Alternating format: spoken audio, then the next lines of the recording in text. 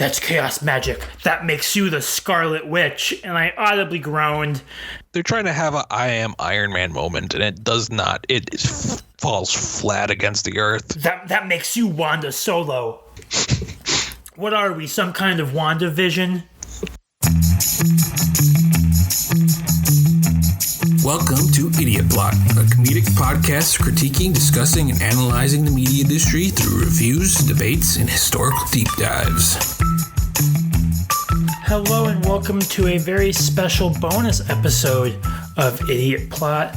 I'm David Yanish and I'm joined today by Justin Neitzel. WandaVision. Yep, we're talking about WandaVision today. Alex Overdahl will not be joining us today because he refuses to watch the show.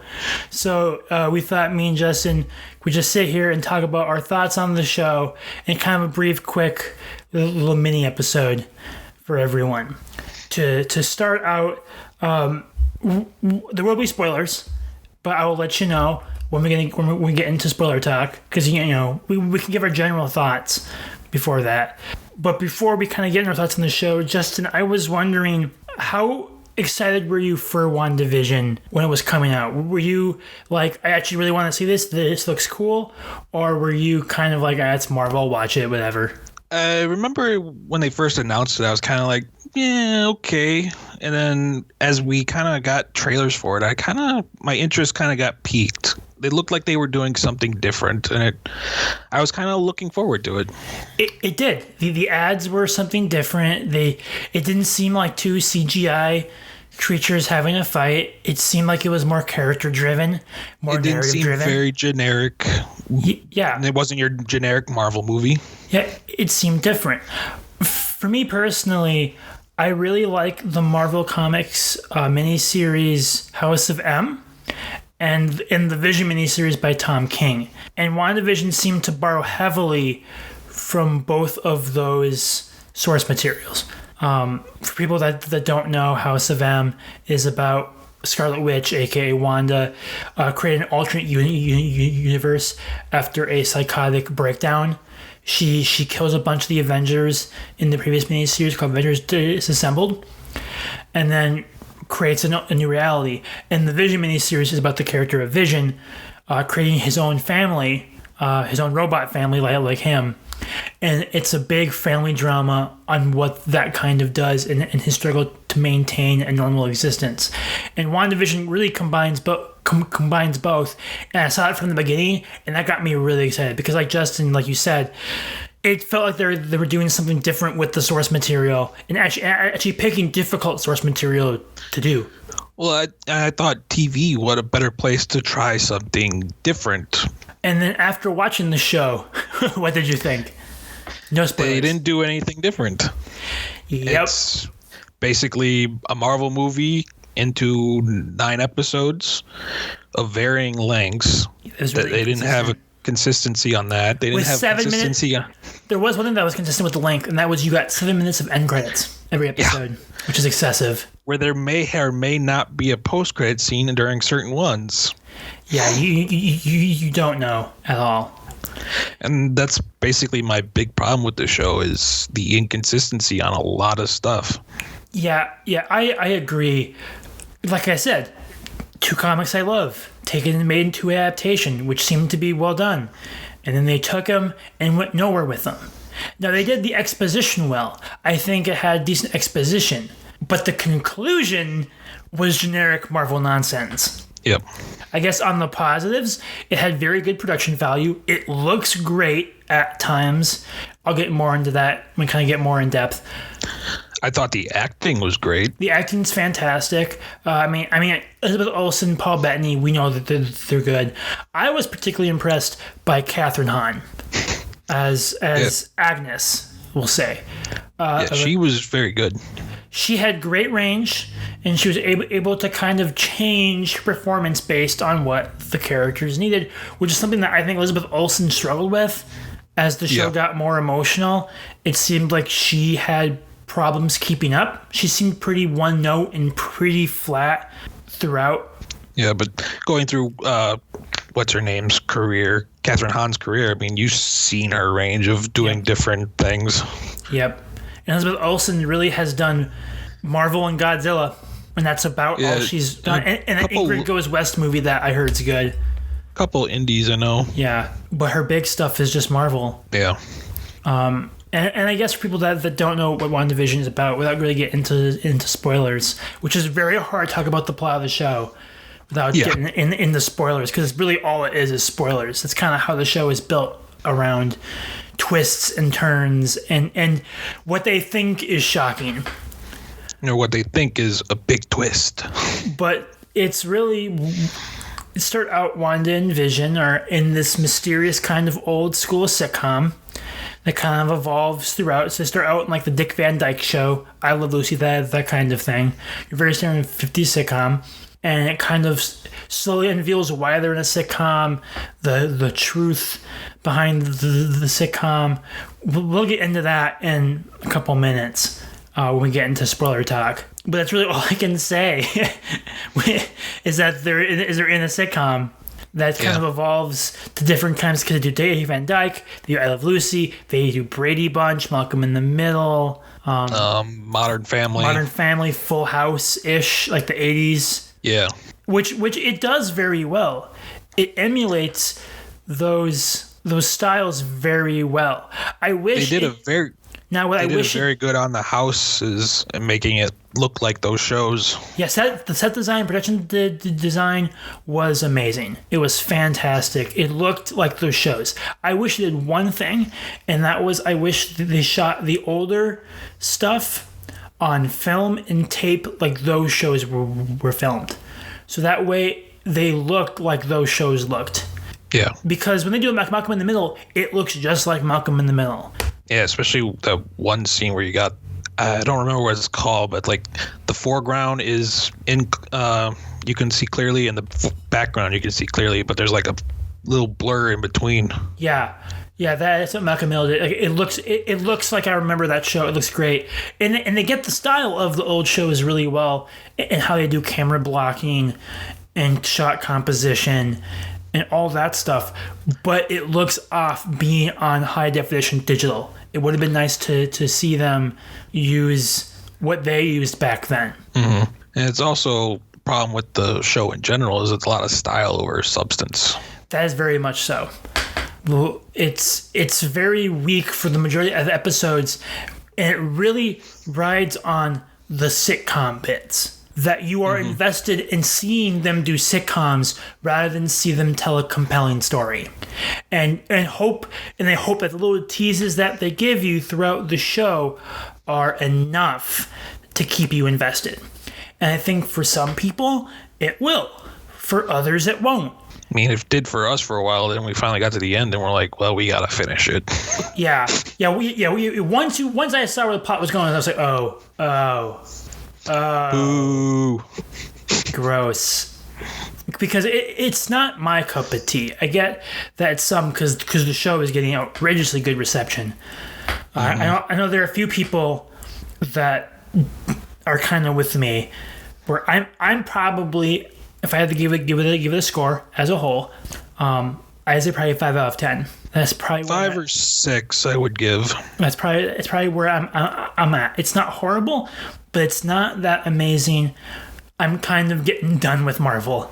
When the good stuff happens, it's good. When it's bad, it's bad. And it's overall more bad than good. And Justin, the big thing when we were watching it, because I watched it week to week, and you did too, and then we talk after every episode. Early on, the big thing that you always said, which I think is the truth, is that this show was going to live or die on the ending because the episodes leading up to it don't give you much of anything, and a strong ending would make the nothing episodes mean something in some sort of way, or at least make up for it. Yeah, whereas a bad ending is going to make it all pointless. And in my opinion, we got a bad ending. Yeah, that made everything seem pointless. I will admit, there seems to be a lot of consensus that the finale was disappointing to a lot of people. So okay, a lot of people seem to like the show, but the ending was disappointing for most. It's what I've been seeing, anyways. That's kind of good to know, because the ending is very standard Marvel. if you've seen a Marvel movie, you'll know what I'm saying. Lots of CGI, Same versus same. Yeah, lots of poorly directed action, CGI in quick edit cuts to hide the fact they don't really know what they're doing, and the really big issue, which is no consequences, no real character changes, no real character. I mean, there are character changes, but they're pretty weak. Yeah. And vague and not clear and very non-committal. They want to have their cake and eat it too. Mm-hmm. So I guess, Justin, would you recommend WandaVision to people? If you're a fan of sitcoms, I would probably think about it. And you like Marvel movies, but to most people, probably not. If you're a Marvel fan, there's nothing I can convince you that you won't like this show, because it's the same thing. I feel like everything else that the Marvel's been doing, you're gonna like this because it's the same thing. It's what they've been doing since Phase 3 began, and they kind of found their niche that they've been sticking to for style. It's just more of that. Yeah, if you're sick of the same versus same and all that, I wouldn't watch it. Nothing in this show. Well, maybe you could watch the finale, because then you at least get some idea of what's going on in the movies. But the other 9 episodes leading up to it, you could honestly watch the trailer for the show in the last 2 episodes and probably know everything you need to from the plot. Yeah, basically. And with that, we're going to move into spoiler discussion. So if you've not seen WandaVision and don't want to know specifics for what happens, first off, don't go on the internet, because every article that you see about WandaVision will be a spoiler, whether you were looking for them or not. And 2, I guess stop listening to us, because we are about to spoil everything. Because it's really hard, and I know we sound really, really vague talking about the show just now. It's because we have to be, because it's all spoilers. It's all because there's so little plot there that the plot that is there is super huge. So with that, I guess for me, Justin, kind of going into more ticky-tacky stuff about it, one of the most upsetting parts to me, get into a big spoiler right away, is the use of Evan Peters. Yeah. Now Evan Peters played the character Quicksilver in the Fox X-Men movies, and that character was played by Aaron Taylor Johnson, Avengers: Age of Ultron. And he shows up about halfway through the show, maybe a little bit past halfway. Yeah, I think it's just over halfway. Yeah, and he reprises his role as Quicksilver, which of course everyone was like, "Oh my God, multiverse!" Because we know that Wanda will appear in Doctor Strange in the Multiverse of Madness. People were thinking that it was them linking the MCU with the Fox universe. And as we learned, nope, it's a super big cop-out. Nope, we got Iron Man 3'd. Yep, it's a really big cop-out. Because he's just an actor. Because the big reveal of WandaVision, kind of segue into it, the big reveal of the plot, and really the part that should have been controversial with fans and really wasn't, is that the sitcom was created by Wanda herself. In her grief after the events of Infinity War and Endgame, where she lost Vision, she created her own alternate reality in this little town that became like a sitcom that's later revealed that she watched when she was a kid or in important moments of her life. Yeah, and the town she takes over is essentially where Vision bought a house for them in this little town, which that must have been a fun transaction. Yeah, I just sold Vision from the Avengers this house. Yeah, it's just an empty plot of land. I'm not quite sure what he's going to do with it. Should I be concerned? Like, do I got to call someone? Are they going to build an Avengers tower here? Did we do a credit check on a guy who is not actually a person? Does he have like a social security number? Do we have to build Tony Stark's widow? Dude, I don't know what we got to do. Like, should I be concerned?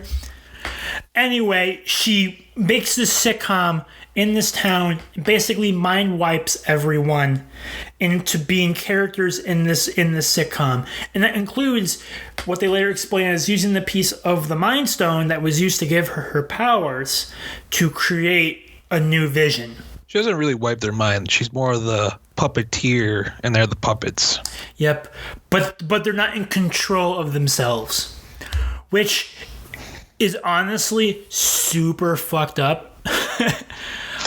Very dark. It's very dark, and the show tiptoes how big of a character change that is. Well, that's one of the things I'm disappointed with the show. It's like she controlled these people against their will, and at the end, all they do is shun her. It's like no one's trying to get in her face and bitch slap her. I mean, not to be that guy, but in the comics that this is based off of. And I'm not saying this from perspective of it's not like the comic, therefore it's bad. It's more of, in the comic, Wanda changing reality and making people do what she wanted them to do, thinking it would make them happy, had massive repercussions on the entire Marvel universe. Because she didn't just do it around people in the comics. She did the actual heroes. And it messed them up, and it created this massive rift between characters. And like that decision would define her character for years. And in WandaVision, it just kind of goes away. The U.S. government, the agency SWORD, tries to stop her because they see that it's an issue, but they are made to be the bad guys of the show. Especially Agent Dickhead, who lied to everyone for what apparent reason? Yeah, so one of the big points is that you're led to believe that the vision that Wanda creates is actually the real Vision, but his body was actually taken by the U.S. government and made into a new weapon resembling White Vision from the 80s Avengers comics. But again, it doesn't make any sense. Lies that she took the body and caused a big mess, and it's like later it's revealed she didn't. It's like, so why did he lie? What does he care? Yeah, what does Lion have to do with anything? Lion doesn't. I think she's trying to paint Wanda as the villain, but she already took over an entire town. She's already the villain in a sense. Yeah, like. And at the end, this dude's arrested, and I'm sitting there watching going, for what? What did he actually do? What crime did he actually commit? The crime of lying. Yeah, like it was super confusing to me. And he's taken out by freaking Kat Dennings' character. Yep. Just by driving a tank or a Humvee into him. It's like, into his Humvee. It's like, that's how he's taken out. So Kat Dennings and Randall Park's characters reappear along with is it Monica Rambeau? Yes. Yeah, Monica Rambeau. Who's the daughter of Maria Rambeau from the Captain Marvel movie, which I didn't realize until people started pointing it out. Yeah, I knew that. Because I saw it on Wikipedia. I didn't know that that's who Geraldine was, but I knew that Monica Rambeau was going to appear in the show. Because she originally... So how the show is structured is there's, I think, 3 episodes of just... basically just sitcom. It's just a sitcom with no added context. And then with little things of something's weird going on. Yeah, little bits of David Lynch-ness kind of tossed in to make it seem like there's something weird going on. But there's really not that much compared to just how normal sitcom stuff is. And I think part of it is they're trying to make the sitcom stuff seem like it's weird, but it doesn't really work. It's like they're trying to do like an Adult Swim Too Many Cooks type of bit, but they don't get surreal enough. They don't get weird enough where it actually They don't get works. Meta enough. Yep, exactly. But anyway, after the third episode, it goes into the 4th episode, which actually explains what's going on. At least to the extent of the character's knowledge. It actually gives you some context that Wanda is taking over a town with this weird mind bubble and is broadcasting a sitcom out for reasons that are never explained. And you can only watch them on an old TV, apparently. Yep. So no one would be watching them. Pretty much. It's super thin. It's a super thin plot that's carried by the performances and just hoping that people think that the occasional weird bit is different. I will give him credit. I mean, bring back characters from other movies like Kat Dennings and Randall Park's character. That was a very good move. It helped expand the world out because those were actually decent characters that I didn't mind seeing more of. Yeah, and they fit perfectly in this kind of movie where they're not in a big superpower movie. It felt comic booky in a good way, in that you get good characters returning, you get good moments. It just, as a TV show, if WandaVision was a comic book, I probably would have really liked it. As a TV show, I'm left disappointed, and I'm left wanting more. Yeah. And the show is it's all over the place. The pacing of this movie, the first 2 episodes, I mean, they just drag on. Because it's literally just a 50s sitcom. Shot for shot, it's a 50s sitcom, which aren't, in my opinion, that good to begin with. Well, at least not now in day and age. And then you get to the episode where they start to explain everything and they're rushing, and then all of a sudden it's like, okay, now we're rushing. They rush really bad to try and get as much exposition in, and a lot of the exposition comes in the last 2 episodes of the show, dumped in with the reveal. So Wanda's best friend, nosy neighbor in this weird sitcom world is Agnes, played by Katherine Hunt. Shocker. Who is later revealed to be the main-ish villain, Agatha Harkness, who is a big Scarlet Witch supporting player in the comics. She helps train her in magic. Her role in WandaVision isn't extremely clear because she's supposed to be like the bad guy, but at the same time, again, you're not really sure why she's evil. She's just playing around in a universe that Wanda created, and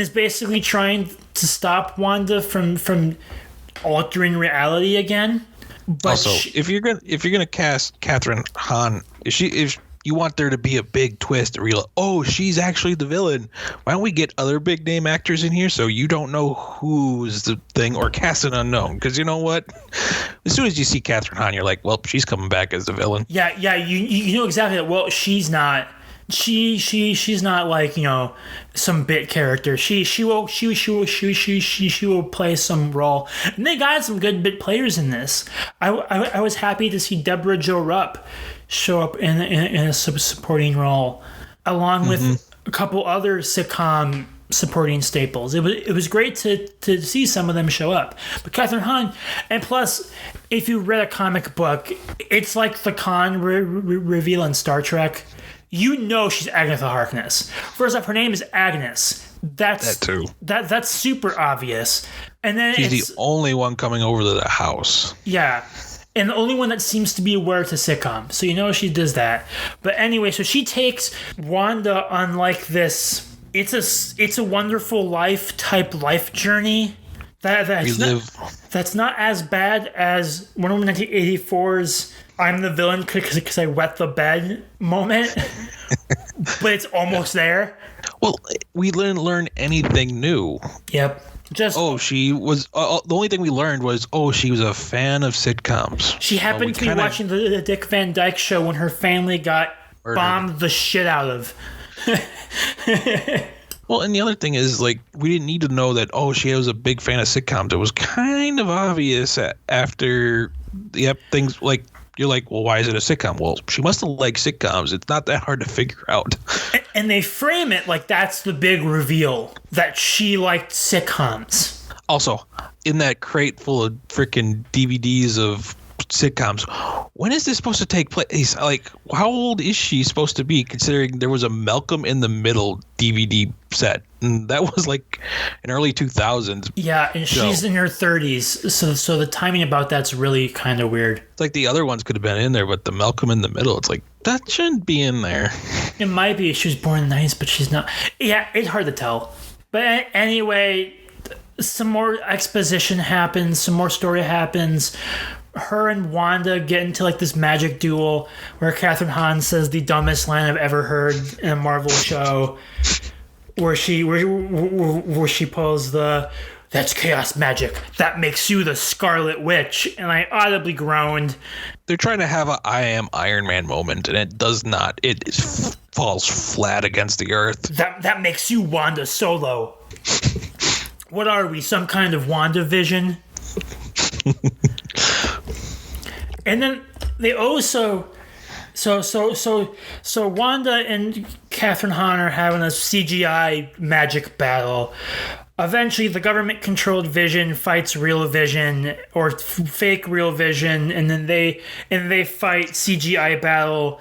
And then the Vision that Wanda created through her memories of him and part of the Soul Stone that apparently is in her, because the Soul Stone is what gave her powers. And then they fight, and then Robot Vision gets his memory back and then fucks off to somewhere that's never explained, which is probably going to be set up for another movie or another season of WandaVision. Dear God, please don't make that.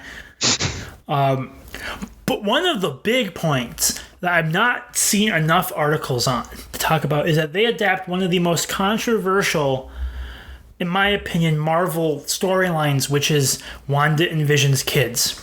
That's a comic bit where Wanda conjured two babies up out of thin air at the beginning of her mental breakdown, and then couldn't come to grips with the fact that the babies weren't real. And they eventually, like, their spirits flew off, and they became the Young Avengers, Wiccan, and I forgot the other one's name. It doesn't really matter.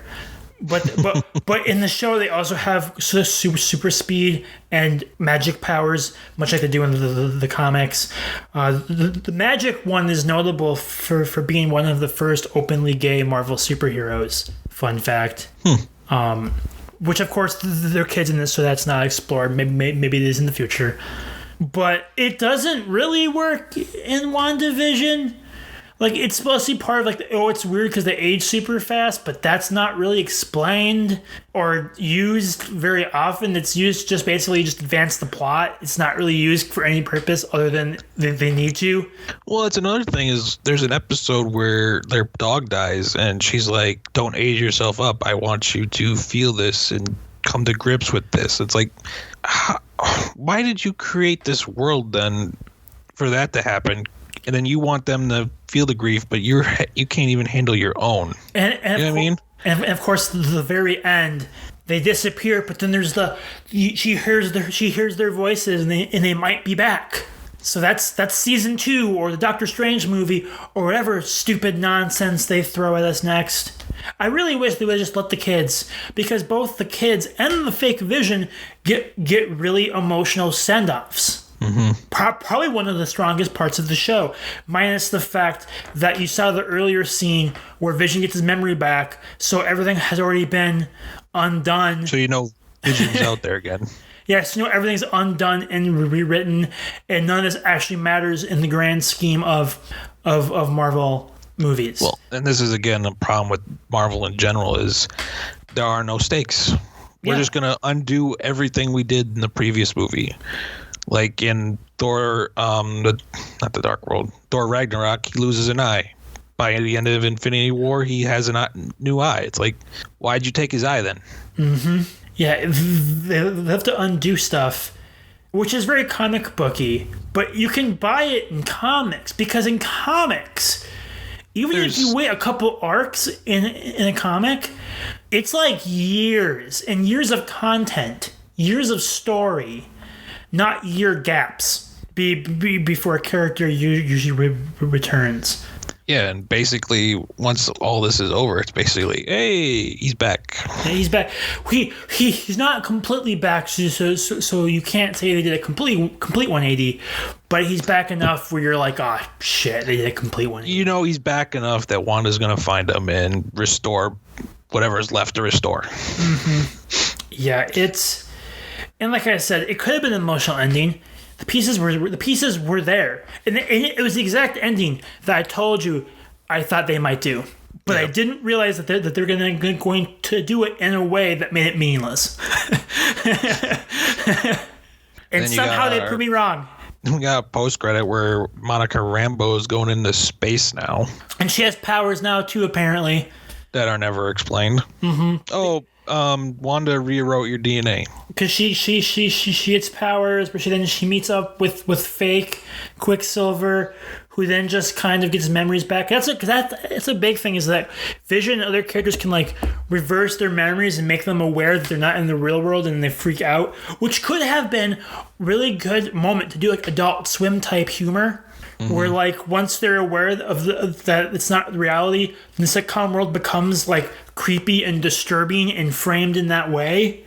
But they didn't have the balls to actually do that, and that sucked. Okay, so as kind of a final thought, because we can ramble on more about what we liked and didn't like. I'll frame it as a question: if they made season 2, would you watch it? No. Okay. See, I wanted to say I would, but honestly, I was hate watching it by the end with my wife, and we were enjoying making fun of it, so I actually don't know at this point. I mean, I say no, but I'll probably watch like the first episode of season 2 whenever that happens. If it happens. It's probably gonna be after the Doctor Strange movie, but even then, it's like I don't know where you go with this. It depends on Doctor Strange movie, Watching this is kind of like dulled my anticipation of any other shows they're going to release. It's like, yeah, no. And they have a new one coming out in only a couple weeks from the recording of this episode, which is Falcon and Winter Soldier, which doesn't look terrible. It looks like a new Captain America movie, which honestly I'm okay with. But the story they're setting up, which I like the idea of the U.S. government co-opting Captain America and making their own new Captain America. But guess what that means? Same versus same. Because that was again with WandaVision. You have 2 wizard people doing a battle. You have 2 visions doing a battle. It's the Marvel formula of a hero fights the villain with the same superpower and nothing else. Well, like that's what I always say is how cool would it have been if fake Vision fought Agatha Harkness and then Scarlet Witch fought White Vision. Mm-hmm. At least for a little variety. Bit to get some variety in there. Well, because wasn't the White Vision supposed to kill Wanda? I don't know. I remember. I don't know if they knew at that point. Well, the other funny thing is like this Vision's a fake Vision, and he's supposed to destroy him, and they're getting a signal of vibranium off of that Vision in a previous episode. How are they getting that signal if he's not a real Vision? Yeah, the inconsistency of the rules of everything really does bring the show down. Once you start thinking about it, you're like, yeah, that doesn't make any sense. You just wanted it to be cool. Mm-hmm. And that's essentially, this is the definition of style over substance, which is really the first Marvel show or movie that you can say that of, because most of them are not that very stylish. I know that's, I think, a controversial statement to some people, but I think it's the truth. I mean, the first one that was really stylized was Guardians of the Galaxy, I believe. Yeah, I would say so. I mean, and you've only got Winter Soldier a couple after that. Winter Soldier had some more style than a lot of them did, with the 70s thriller look, and even the first Captain America had some style, even though I hated it. Yeah. But I mean, Guardians of the Galaxy was pretty much the big style moment one. And everything after that movie all looked the same, really. Yeah. And these TV shows seem to be going the same route, and that's what I'm worried about them going forward. Is that this was the one that looked different. This is the one that looked like it could be something different, something new, something fresh, something original, and it was not at all. Which means for sure the ones that look like they're going to be the same nonsense over and over again are going to be. Yeah, and now Loki looks like. That looked like it was going to be something different. That is probably just going to be the same old as well. Yeah, like I do like the characters of Falcon and Winter Soldier, so for that I'll watch it. I don't have really any hope for it. I'm not looking forward to Loki. I'll probably give it a try once there's more episodes out, so I'm not frustrated week to week. And that's the big issue with WandaVision is it's a show you have to binge, not because it's so good you want to keep watching, but because there's little story that you want to keep watching because they keep teasing that, don't worry, story's coming. Well, and that we get into the other topic of again, their pacing was so off, but like all like the first 7 episodes first 7 episodes are half an hour or less. And then you got 2-hour last episodes. It's like you couldn't have just made them all an hour. Really, a really weird episode. Really, those first 2 episodes could have been 1 episode. Yeah, there's no reason for them to be maybe because the 50s 60s sitcom gets 2 episodes, whereas the other ones only get 1 each. And I think giving them 2 really, I agree with you, it bogged down the pacing a lot. Because you're just watching a 50s sitcom, looking for Marvel stuff, looking for a story that's not showing up. And that's fine when you have a show where the episodes are released all at once, but when it's week to week, that becomes frustrating.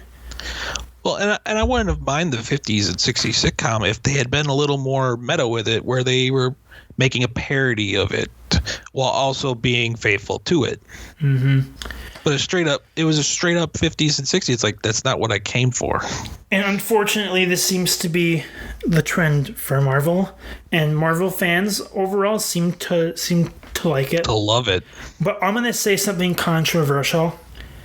And I'm going to compare Marvel to what might be the most hated franchise ever. And that's the Transformers Michael Bay movies. and I mean, and I think Marvel's better than those movies because those movies overall are terrible. Shit.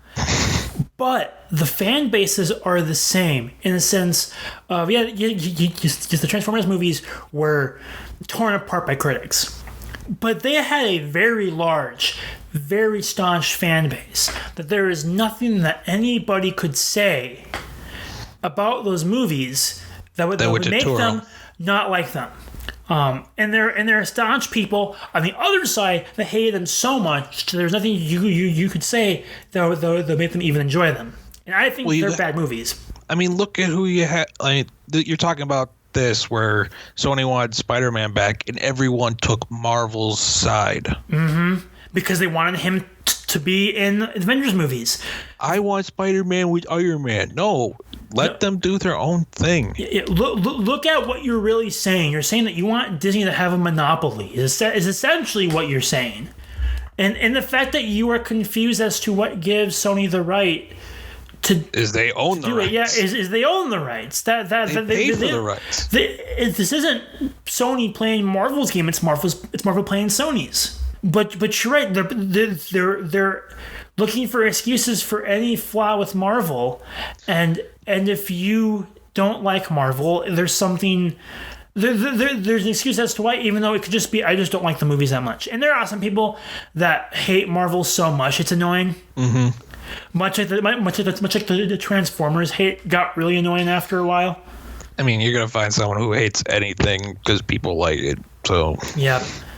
But you're getting these 2 staunch camps of those that Marvel can do no wrong, Marvel can do no right, and they're getting bigger and bigger with every movie, because every show. Because there are people that are getting sick of the Marvel formula, and there are people that can't stop loving the Marvel formula. And we're just here to keep the balance. Mm-hmm. We're going to shit on things we need to shit on. We're going to praise things we think need praising. If you want to see WandaVision done right, done well, done fantastically, watch HBO's Watchmen miniseries by Damon Lindelof. That thing is amazing. It's fantastic. It has the weird stuff, has the subversive stuff. It does what WandaVision does, but good. It tells a compelling, awesome story. So that's my hard recommendation.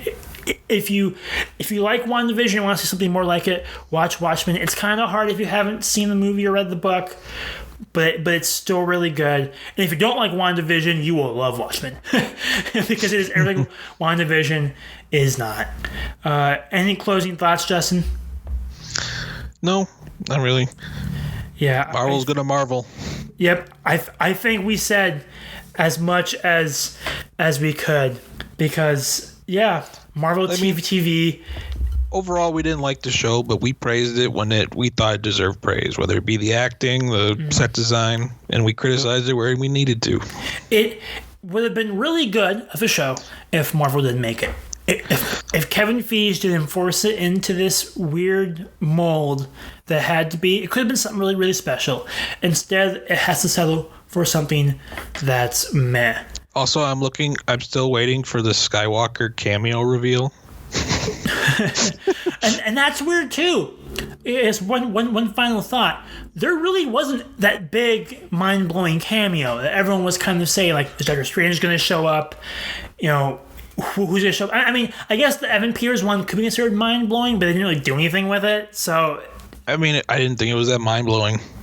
I mean, I honestly, liked it. like, when you say a Luke Skywalker level cameo, I'm thinking like Chris Evans or Robert Downey Jr. is going to show back up for some stupid reason. Mm-hmm. Or we have Evan Peters. Or we get Tobey Maguire or someone else who we didn't expect. Or freaking Hugh Jackman as Wolverine. Yeah, we need something huge. You need high tier. Evan Peters isn't a surprise. He was expected. Yeah, especially with the possibility of her being in the multiverse and this possibly leading into that. It's like... And they keep doing the fake outs with the multiverse too. With Spider-Man Far From Home dangling and this. The fruit. We know what's coming, and they keep faking this out. Faked us out with Spider-Man. Now they're faking us with this. It's like, we know it's coming, stupid. Just give it to us. Yeah, just quit thinking you're clever. Quit thinking you're smart. We know you're not. Just do it. Quit thinking you're playing 4D chess. You're playing checkers. Yep. You're playing tic-tac-toe. Oh, I could go here. Nope, we're going to go here like we always do. Oh, surprise! You thought we were going in a creative direction. Well, guess what? We're going exactly the way you thought we were going to go. Bold do you assume we were creative. Well, with that, we are out of time. Thank you for listening to this special little bonus episode of us ranting about WandaVision. If you think we're wrong, which you probably do, leave us a comment if you're watching this on YouTube. And if you like our content, don't forget to like and subscribe on YouTube and Spotify. We're also on Anchor FM and Google Podcast. Please let us know what you think about the show. Like us on Facebook. And also follow us on Letterboxd. I'm Dahavid, and Justin is what? Genetzel87? Yep, and you can find him in the link on our YouTube channel. Awesome. So go take a look there if you want to see more of our thoughts on random movies. And with that, this has been another episode of Idiot Plot. Thank you for listening. For Justin Netzel, I'm David Yanish. We'll see you next time.